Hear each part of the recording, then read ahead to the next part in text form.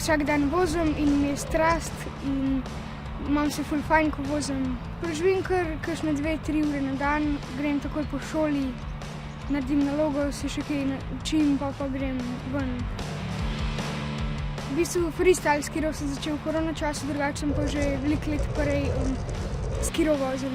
Navaden skiro je v bistvu, da se voziš po mestu za velike razdalje, freestyle skiro je pa za delanje trikov, za po skateparkih, tako ne. Pa tudi manjša kolesa ima freestyle skiro.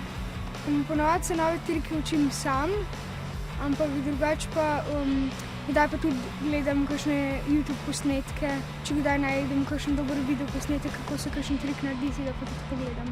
Na svojem YouTube kanalu pa tudi objavljam posnetke, kako se vozim z skirojem.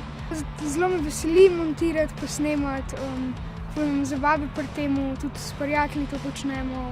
In veliko voz tudi mojih prijateljev, tako da se imamo vedno zabavno, se tekmujemo v trikih, take stvari.